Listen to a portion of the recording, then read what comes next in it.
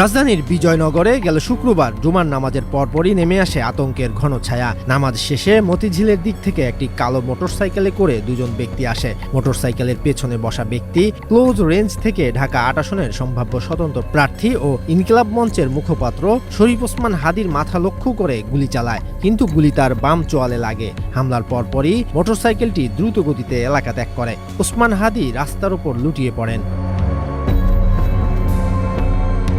গুলিবর্ষণের সময়কার বিভিন্ন CCTV footage প্রকাশ পেয়েছে, তাতে কয়েকজনের তথ্য সামনে আসছে।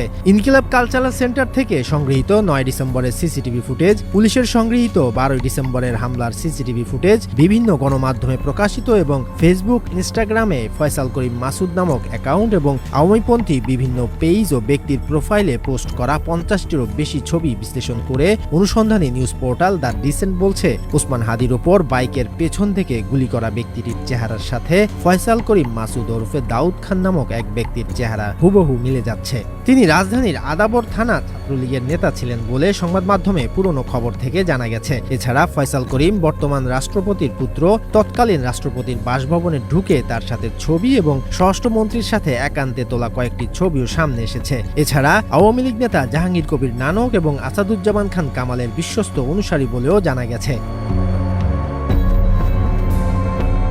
দুটি ফেস ডিটেকশন অ্যাপে ফয়সাল করিমের একাধিক ছবি তুলনামূলকভাবে যাচাই করেও ইনকিলাব কালচারাল সেন্টারের সিসিটিভি ফুটেজে দৃশ্যমান ব্যক্তির মিল পাওয়া গেছে। বিশেষভাবে উল্লেখযোগ্য হচ্ছে গুলিকারীর বাম হাতে থাকা বিশেষ ডিজাইনের ঘড়িটি পরা অবস্থায় ফয়সাল করিম মাসুদের ইনস্টাগ্রাম এবং ফেসবুক প্রোফাইলে একাধিক ছবি পাওয়া গেছে। ২০২৪ সালের নভেম্বর মাসে একাধিক মূলধারার সংবাদ মাধ্যমে ফয়সাল করিমের ছবি সহ খবর প্রকাশিত হয়েছিল।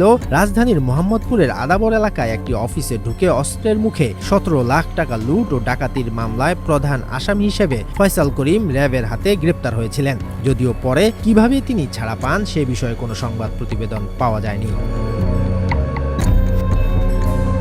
পুলিশের কাছ থেকে প্রাপ্ত সিসিটিভি ফুটেজ এবং ওসমান হাদীর জনসংযোগ টিমের কাছ থেকে প্রাপ্ত দুটি ছবি বিশ্লেষণ করে দ্য ডিসেন্ট নিশ্চিত হয়েছে যে বাইক থেকে গুলি ছোঁড়া দুই ব্যক্তি শুক্রবার দুপুরে মতিঝিল ওয়াপ্তা মাদ্রাসা এলাকায় হাদীর সাথে মাস্ক পরা অবস্থায় জনসংযোগে অংশ নিয়েছিল। গুলিকারী দুইজনের মধ্যে একজনের গায়ে কালো পাঞ্জাবি, কালো মাস্ক, গলায় চাদর এবং পরনে আকাশি রঙের প্যান্ট ছিল। অন্যজনের গায়ে কালো ব্লেজার, কালো মাস্ক, চোখে চশমা, পায়ে চামড়ার রঙের জুতা ছিল।